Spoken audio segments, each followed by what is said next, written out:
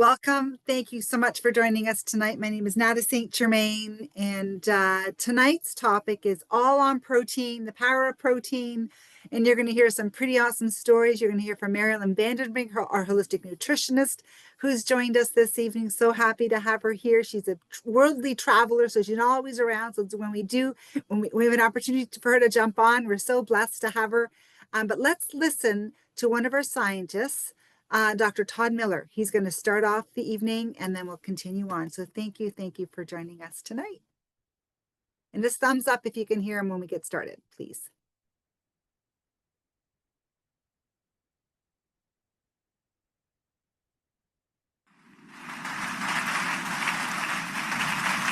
So yeah, thanks everybody for having me here. I'm very excited to be here. I just want to follow up a little bit, tell you a little story. This is the second direct selling company that has asked me to be on their scientific advisory board. And the first time I did that, I went to my first meeting and sat back in the back, like most people do. And I started hearing these stories of all these successful people. And like John said, I agree that nutrition has to be spread. That word needs to be spread really at the grassroots level because the government doesn't do a good job at it. So I sat back there and I listened to these stories, and I lasted about 8 months. And I said, this is a really good opportunity. I could do really well with this. And I stepped down from the scientific advisory board to build a business. That was probably the best decision I ever made, one of the best decisions I ever made. And I say that because I want to reassure you that I believe that you have made a very good decision by getting involved with this company, okay? Oh no, only if you mean it. So I do think that there's a very bright future for this company, and it's exciting because being in the health and fitness and nutrition industry for 20 some years and seeing the miserable failures that has occurred, it gives you a lot of hope, you know, to see such excitement about this. So I don't have a lot of time, so I'm going to go through this relatively quickly. But what I'm going to talk to you all about today is the role that weight training and protein supplementation has in optimizing fat loss and muscle gain. Okay, so when we look at weight loss programming, typically weight loss programming consists of cardiovascular exercise coupled with some type of calorie restriction, right? And this makes sense. We know that in order to lose weight, you have to burn more calories than you eat, right? So if you do a bunch of cardio and you cut your calories, you create this calorie deficit and you lose weight. That's the idea, that's the theory, right? We know it doesn't work all that well for several reasons. So I want to talk about some of the adaptations to aerobic exercise, and this is critically important. Anytime you do some type of exercise, no matter what it is, the body looks at that and says, how am I going to make that easier the next time I do it? Okay? The body wants to prevent fatigue. So when you do aerobic exercise, let's say you're a runner, one of the easiest ways to improve that performance is to make you lighter. If you're lighter and you have to move less down the road, that requires less energy. So the body says, okay, what can I get rid of to get lighter? And you lose fat sometimes, but a lot of times you lose muscle. And one of the main adaptations to cardiovascular exercise, especially if you do a lot of it, is a loss of muscle. Because if I have a lot of upper body muscle, do I really need that to run down the road? No, I don't need that. So if I lose that and get lighter, now I perform better. Okay? And that's great from a performance standpoint, but then why doesn't it work so well when it comes to weight loss, right? I mean, we all know that you just get on a treadmill for 30 minutes and you get off and you're 5 pounds later, your fat just melts off you, right? That never works. We've tried it for decades, it does not work, okay? So, you know, why doesn't it work? And that's what we're gonna discuss. So, I have a picture up here that shows essentially what consists how many calories you burn throughout the day. So if you look at this bar here, this bar represents total daily energy expenditure. That's what that TDEE is on the left side of the thing. So this is all the calories that you burn throughout the day. And you'll see that there are 4 components that contribute to that. The top of the bar, you'll see that TEF there. That means thermic effective food. So when you eat, your metabolism increases a little bit while you digest, and then it goes back to normal. So that's not a huge contributor. The next one is exercise activity thermogenesis. So these are the calories that you burn during exercise, right? Intentional exercise, 0 to 30%. Still not a very huge contribution. The third one, which is larger, is non-exercise activity. So this is getting up and walking around, just doing your activities of daily living, things that are physical activity that aren't intentional exercise. And then you can see that the largest contributor here is the resting metabolic rate, or the basal metabolic rate. So this large bar at the bottom represents 60 to 80% of your total caloric burn throughout the day. That resting metabolism is just you sitting in that chair doing nothing. So if you were to sit in that chair and do nothing for 24 hours, that represents your total daily resting expenditure, okay? Now, that makes up 60% of your total energy expenditure. So it would make sense that we would want to increase that, right? Because if we're just sitting here burning calories, it would be great if we could double the amount of calories that we're burning just sitting here, right? That would be awesome. Okay. Well, what drives the resting metabolic rate? The resting metabolic rate is mainly driven by how much muscle you have, okay? Now, on the left side of this graph, on the y-axis, you see resting metabolic rate, okay? Right here, resting metabolic rate. And on the x-axis, you see fat-free mass. Think of that as muscle mass, okay? So you can see that when muscle mass is low, the resting metabolic rate is low. When muscle mass is high, the resting metabolic rate is high, okay? So it makes sense then that we would want to preserve muscle or increase muscle mass during whatever weight loss intervention we're doing, because we want to preserve the muscle that burns the most, preserve the tissue that burns the most calories, okay? Now, something happens when you lose weight called metabolic adaptation. Heavy things burn more calories than light things. Picture a pickup truck and a motorcycle sitting in your driveway, and they're both idling. Neither one is doing any work, right? Because neither one is moving, but the pickup truck is clearly burning more fuel than the motorcycle just because it's bigger. And people work the same way. The bigger you are, the more calories that you'll burn, okay? So this graph basically shows exactly what we showed in the previous graph. You have resting metabolic rate on the Y, and you have body weight on the X. And you'll see that as an individual gets lighter, the metabolism falls. And that's normal, that's a normal response. But what happens if you aren't eating enough and you're doing too much exercise? So let's say you're doing too much exercise and you're eating, let's say you're burning 500 calories on the treadmill and you're only eating 500 calories a day. So you're creating this really large calorie deficit, right?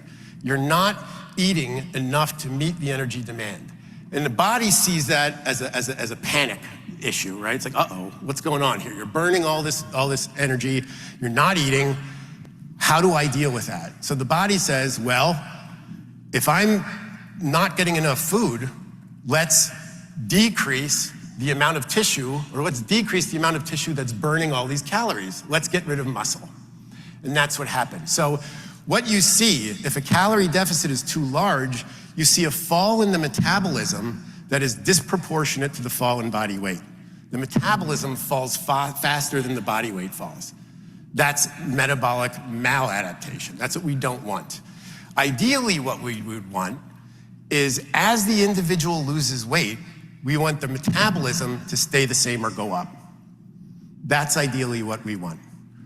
Okay? And it's generally believed, or it's generally sort of accepted, that that doesn't happen. Okay?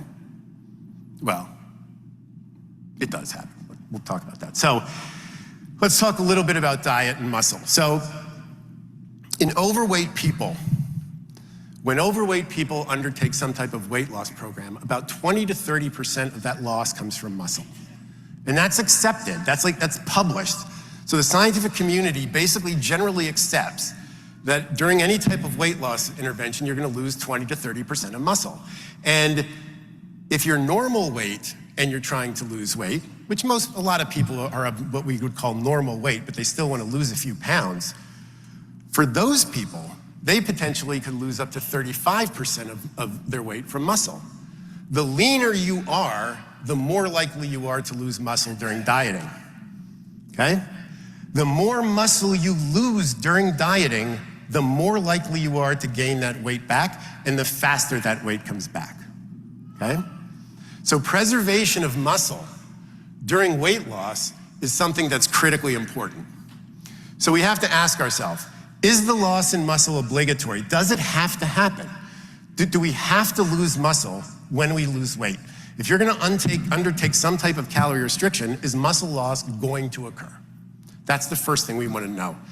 The second thing is, if the resting metabolism is if the resting metabolism makes the greatest contribution to total energy expenditure, and if resting metabolic rate is directly related to fat-free mass, if it's directly related to the muscle mass, doesn't it make sense to use some weight loss intervention that's going to preserve or increase the muscle mass? That makes sense, right? But we don't do that. We hear, do a bunch of aerobic exercise. So why is that? Aerobic exercise burns more calories per unit of time than weight training does. Right? But I'm still going to tell you should weight train, and I'll tell you why in a second. So the first question, does the loss in fat-free mass have to happen? These are 60 subjects from our lab, weight loss clients, 60 people that we pulled at random. In order to get on this chart, you had to have 8 pounds of fat loss. That's the only thing that put you on this chart. So you'll notice that there are yellow bars and there are blue bars. The blue bars represent the change in muscle mass, and the yellow bars represent the change in fat mass. The 0 line here is somebody's starting weight, and each pair of bars represents one subject. So the yellow bars, again, the size of the yellow bars represents the amount of fat lost. So this bar, 40 pounds of fat loss, 40 pounds of fat loss. Now this individual did have a little bit of muscle loss, but look at this person, 40 pounds of fat loss, almost 10 pounds of muscle gain. Huge change, right? Now on this graph, these are 60 people, 60 subjects. Of these 60 subjects, 15 lost muscle mass, 25% lost muscle mass. Now I'll tell you, when we went back and looked at these 15 people, 100% of them failed to hit the protein goal that we gave them. 100%, okay? So the role that protein plays in maintaining muscle mass is critically important during dieting, okay?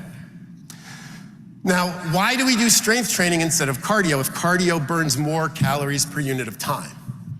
So let's make believe this is a 7-day week we have on our x-axis, 7 days, and let's say the individual's RMR is 1,500 calories. So they're sitting at 1,500 calories, and that person on day 1, let's make believe it's Monday, they're gonna go and they're gonna do a weight training workout. And when they do that workout, they break down a bunch of muscle, and that muscle then has to repair. And that repair process is calorie intensive, okay? So that causes an increase in the metabolism up to about 20%, up to about 48 hours, if the weight training is done correctly. So let's pretend that you do that. You'd induce this workout, you elevate the RMR by 20% for 2 days, it starts coming back down, and then you do it again. Same thing happens, 48 hours, starts coming down, you do it again. What are we accomplished here? If we have a 20% increase in RMR, on average, and we're able to maintain that, we've essentially moved the baseline RMR from 1,500 calories to 1,800 calories, right? But we're only working out 3 times a week. So if you can induce a 300 calorie deficit 7 days a week by only working out 3, wouldn't you want to do that? You'd want to do that, right? You'd rather do that than get on the treadmill and burn 300 calories every day, because that's going to lead to losses in muscle, and that's going to lead to decreases in the metabolism, okay? Usually, or often. Now, there's a lot of genetic variability in how you're going to respond to this, but for the most part, weight training leads to improvements in muscle mass where cardiovascular exercise does not. Now, please do not think that I'm bashing cardiovascular exercise. It's one of the best things you can do for you, if not the best thing you can do for you. What I'm saying is, I think that the idea that just doing aerobic exercise and decreasing your caloric intake, it's just too simplistic. It's overly simplistic, okay?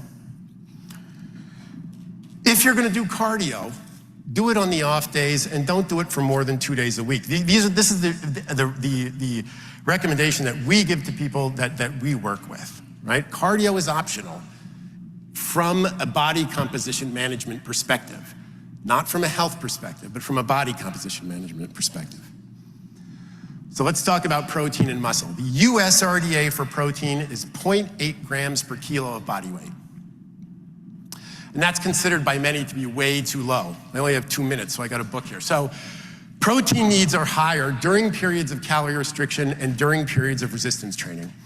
And it's been shown that in order to maximize muscle mass during resistance training, you need about 1.6 to 2.2 grams of protein per kilo of body weight. Now notice, 1.6 is on the low end, and that's twice the RDA, okay? And also keep in mind that these recommendations were not calculated in somebody who's in a calorie deficit. These are for people who are just weight training. So if you're in a weight training, and if you're weight training and you're in a calorie deficit, you really ought to be closer to that 2.2 grams per kilo range. This is a lot of protein. So the question then becomes, how do you get a large enough quantity of protein while still staying in that calorie deficit? That becomes the difficult part, because if I told you double your protein intake, and you said, all right, I'm gonna double my protein intake. I'm gonna get 50 grams of protein from peanut butter, right?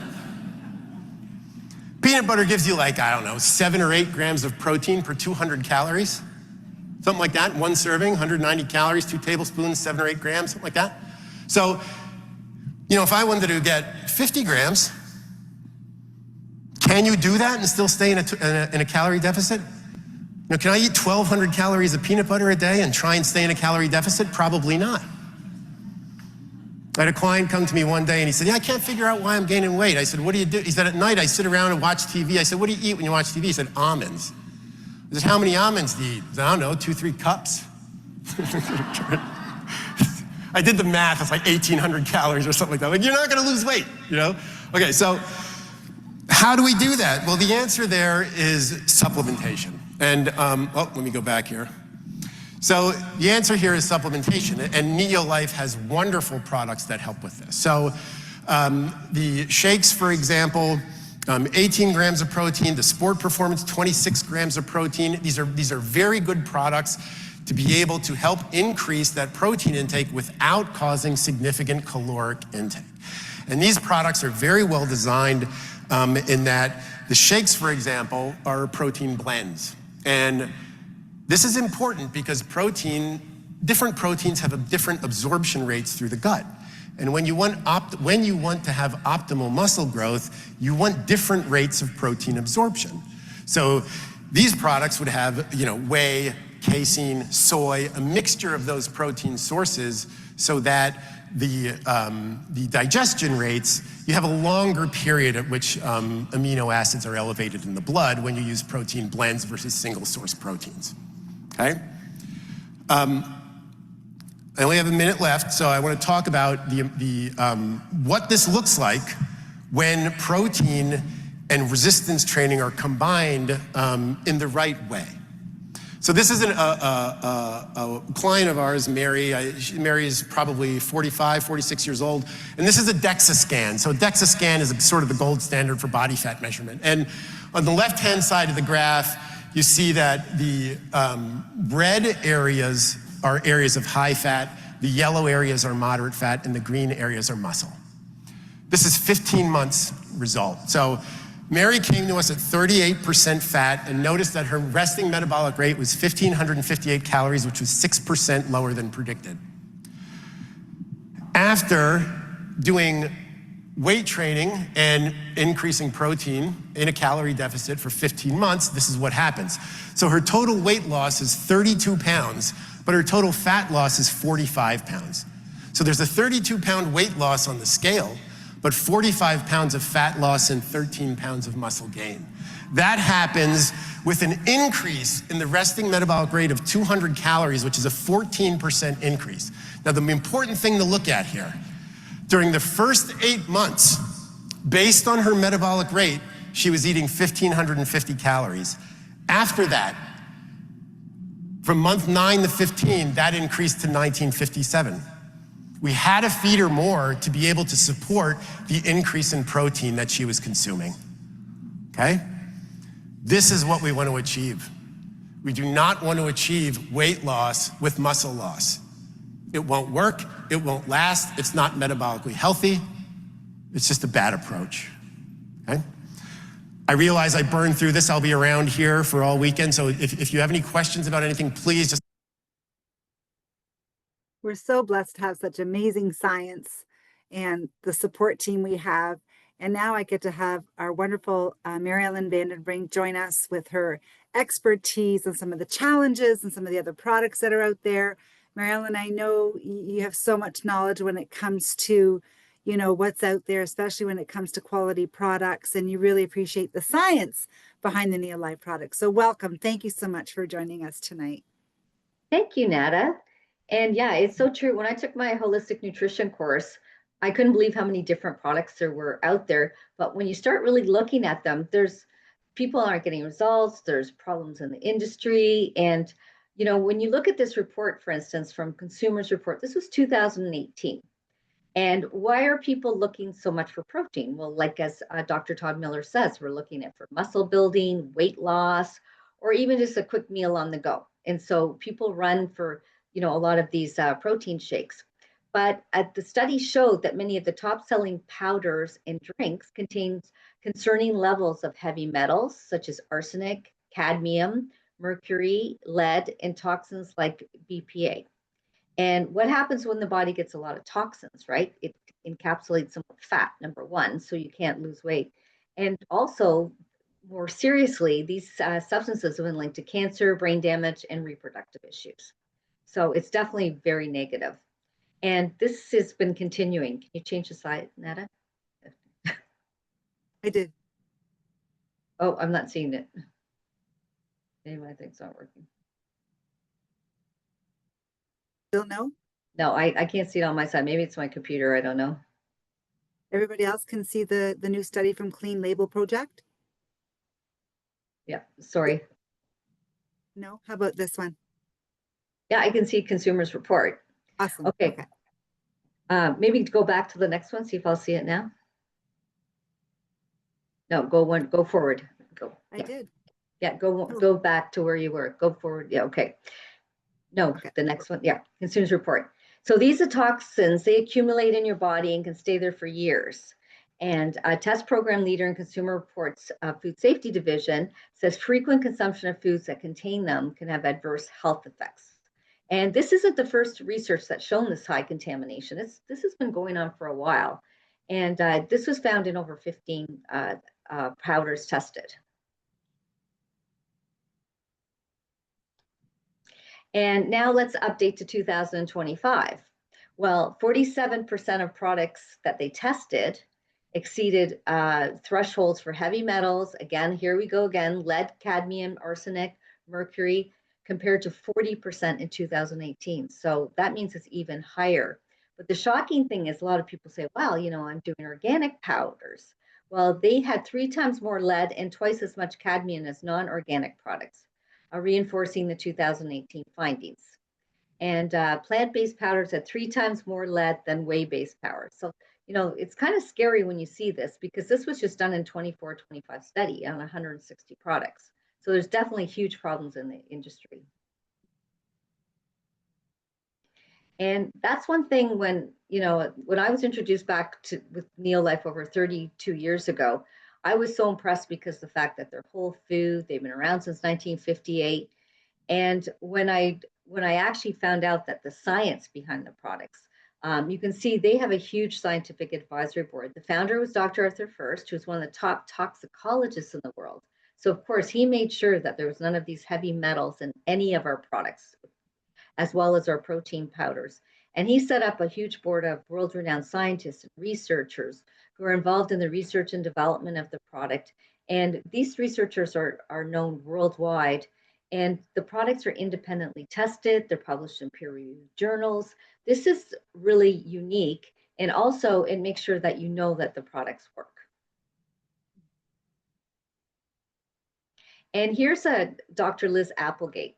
And we're kind of highlighting her today because she's a renowned expert on nutrition and fitness. She's a faculty member of the nutrition department and has served as director of sports nutrition at the University of California, Davis.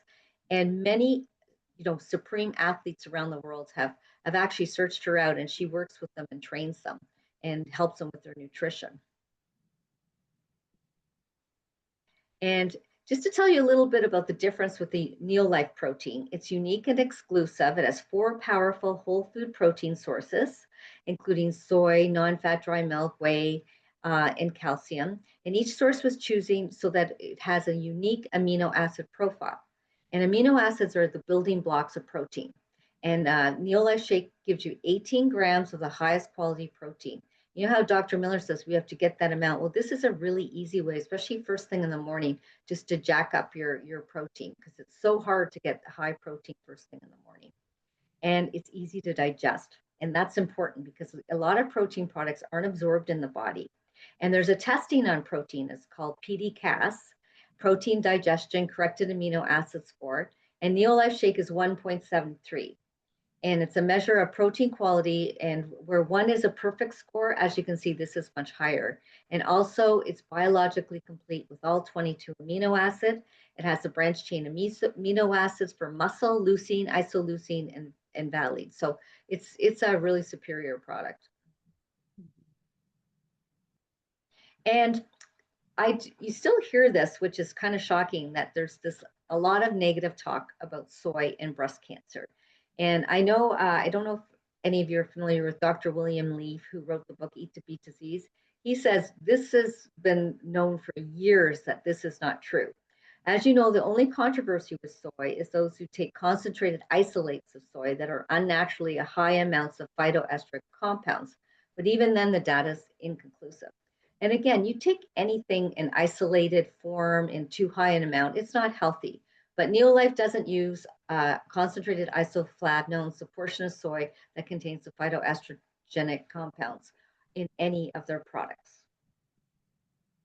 And it's not just Neolife saying this, there's many studies. This is a study that was done, soy food intake and breast cancer survival. And what they found was that soy was actually beneficial. And as you can see from the next slide, it shows you the results of the study. In 5,042 breast cancer survivors in Shanghai, they found the risk of death went down 29% and the reoccurrence went down 32%. So, and you think about it, how much soy do people in Asian countries eat? They eat tons of soy. That's why they knew that this research wasn't correct when they first saw it, because they have the lowest risks of breast cancer. And here's MD Anderson. They've actually done an about face now. They've gone from saying no soy for breast cancer survivors to it's not going to hurt you. Now it looks like we can say it may help. So, so soy is definitely safe. And American Cancer Society, the bottom line in soy and breast cancer, there's no evidence in the medical literature that soy protein isolate is bad for humans compared to other forms of soy. Soy protein isolate is used as a supplement in randomized studies of the effects of soy in health, and none of these studies have shown harm. So it's definitely a safe product to take. The thing you do want to be aware of in soy is that it's not genetically modified, because soy is one of the #1 products that is genetically modified. So you have to make sure that it's clean soy. And Neolife uses no genetically modified ingredients in any of their products. They actually do transgenic testing on every single ingredient to make sure that it is, and they can trace the product right back to the seed stock. So they know for sure that there's no genetically modified ingredients. And in the Neolife Shake, why is 22 amino acids so important? It's much because people just think it's for muscle, but it's actually you need it to produce digestive enzymes. That's why so many people have tummy troubles. Antibodies, you need it for immune system to make T cells, hormones, and even for your skin for collagen. And some people ask, well, is there fructose or sugar in the shake? Well, the amount of fructose per serving in a Neolife shake is the equivalent to the amount you'd get from half an apple or a small piece of watermelon. For comparison purposes, a serving of grapes has 10 grams, figs have 9 grams, and an apple only contains 13. So you think half of that. Fructose is Neolife uses like fruit sources. So it's a naturally occurring sugar, also known as fruit sugar. It's a concentrated form of a component that naturally sweetens fruits and vegetables. This is not the same thing as high fructose corn syrup, which is a synthetically made product, and it's not used in any of the Neolife products. And it's delicious. And one of the unique things about the Neolife shake is it has a glycemic control, keeping your blood sugar in the zone. And what does that do? It helps your body burn fat. And that's what we want to do, not only when you're losing weight, but all the time. And it also, when your blood sugar is steady, you have more energy. It helps with weight loss, lowers your body mass index. It's just amazing, because the last thing you want to do is be on that roller coaster where your blood sugar is up and down, because that's where you hear those people who say they're hangry or irritable or have no energy or tired. That's because their blood sugar is not in the zone. And now, Thank you so much, share John's story. Absolutely. We got a couple of quick little stories that we're going to share with you. I've been drinking the protein shake every day for 35 years. I know it's made a huge impact, and I'm loving the new sports performance protein as well. And you're going to hear some quick little stories from some of our promoters in the area. Hi, my name is John Landolfi, and I have been asked to do a short video on protein. So many of you believe, like I believe, that protein is protein. But after listening to a short video from our unbelievable Dr. Don Lawson many years ago, he helped me understand protein is not protein, that we need all 22 amino acids in our diet every single day. I often get asked if I dye my hair, if I have great genetics, because I have all my hair and I hardly have any gray hair. And my muscle mass, as maybe you can see, I'm not sure, but my muscle mass is still really, really good. And all I can attribute this to is the unbelievable product quality of Neolife. In particular, their protein supplements. So we have a complete protein, all 22 amino acids involved in human nutrition. And not only do your muscles, not only does your hair, and not only does your skin require protein, but every single function in your body requires 22 amino acids on a regular basis. God bless you all, and I hope that you take this video to heart and you all start using our Neolife protein. I've known John for years. We went to high school together, and so grateful. And protein has been something that he's really plays such a big role in our body. And one thing also, as an athlete, or even if you're just exercising, there's a really big role of protein in recovery. And it's they now know that it's really important to have a good quality protein within 30 minutes after a high intensity or an endurance activity. And it has to be a good quality protein that has a proper ratio protein to carbs, like our whey protein. And this will help to reduce muscle soreness, aids in your muscle recovery. And many doctors and scientists are realizing this and understand this. And the Neolife Sports Performance Protein is something I have usually after a workout. I have the Neolife shake in the morning for breakfast, and then I'll have the Sports Performance after. And it, again, has a branched chain amino acids, has the leucine, the glutamine, glutamatic acid, all fantastic, tastes great, all 22 amino acids, all your vitamins and minerals. It has a honey fruit sweetener, so a little different than the Neolife shake, protein sparing, the carbohydrate ratio of 1:1, easy to digest again, no artificial anything, and no potentially dangerous stimulants. So very important when you're looking at high-end athletes. And we sponsor many athletes as well. And this is Nick, our Canadian sponsored athlete. Just a quick little story. Hey guys, my name is Nick Stuckless. I'm a pro hockey player with the Blue Ridge Bobcats, and I'm a sponsored athlete with Neolife. I'm just going to touch base on the performance protein. I'm a super big fan of it. I take it every day. It's a part of my mornings, my nights, after workouts, even sometimes before workouts I take it. I'll just say that towards the end of our hockey season, I wasn't really lifting weights as much, not really training as much in the gym, just because we're on the ice so much, and I was taking the performance protein every single day especially after practice. And I felt I retained a lot of muscle mass. Like usually I kind of dwindle away by the end of the season.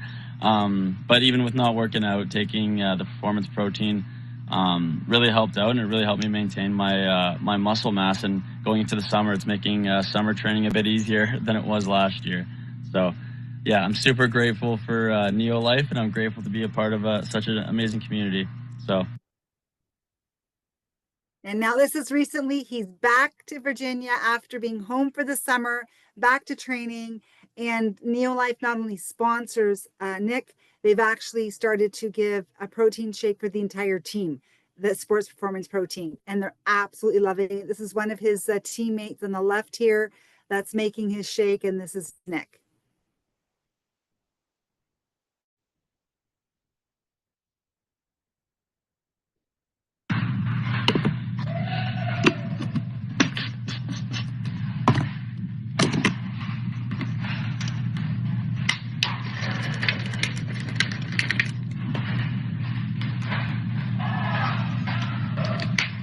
Thank you, Neolife, for keeping the boys fueled up. They're really, really enjoying the sports protein. It's making a huge impact. And just to close off, I just want to say that we have a bit of a kind of breakfast solution, a core 3 solution to fill the nutritional gaps that are missing in our diet. When you add the Pro Vitality pack to the protein shake, it just kind of fills those gaps that are missing in the fish oil, the grain oil, fruits and vegetables, a great multivitamin pack that just helps with energy, reduces inflammation, and just makes your cells work better. So our core 3 also includes our energy drink, which is called Elevate.